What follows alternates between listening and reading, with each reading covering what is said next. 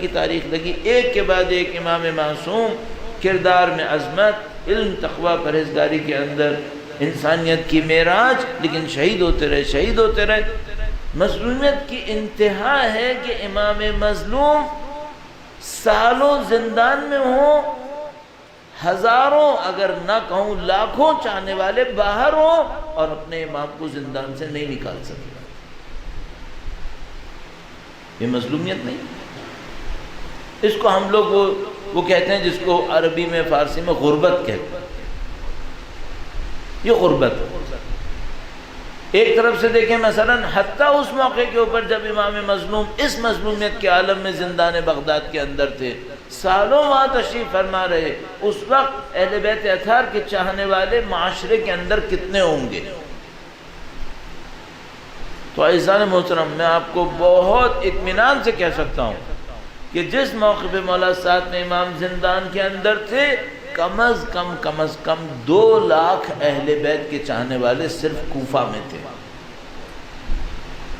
کوفہ سے بغداد کتنے دور کا راستہ ہے؟ یہ جو 2 لاکھ کوفہ میں تھے، اور وہ 2 لاکھ بھی جو میں آپ کی خدمت میں عرض کر رہا ہوں، یہ مولا 5ویں اور 6ٹھے امام کے زمانے کی باتیں ہیں، جب کمانڈر ابو سلمہ خلال یا ابو مسلم خراسانی ان کو خط لکھ کے بھیجتا ہے اور کہتا ہے میں 3 لاکھ کی فوج آپ کے لیے لا سکتا ہوں۔ 3 لاکھ،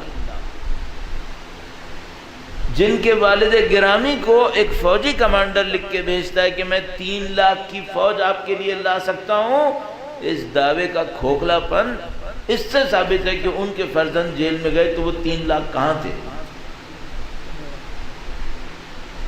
3 لاکھ تو بہت بڑی تعداد آج کے زمانے میں ہوتی ہے۔ آج کے زمانے میں اگر 3 لاکھ لوگ آپ کسی بھی زندان کے سامنے کھڑا کر دیں تو وہ زندان کے دروازے کھل جائیں گے۔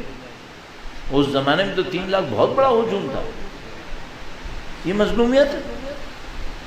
اور یہ جو 150 ہجرہ میں 150 ہجرہ سے پہلے در حقیقت کہہ رہا ہے کہ میں 3 لاکھ افراد آپ کے لیے لا سکتا ہوں، امام کی مظلومیت یہ ہے کہ کچھ ہی عرصے کے بعد ان کے فرزند غیبت میں جاتے ہیں۔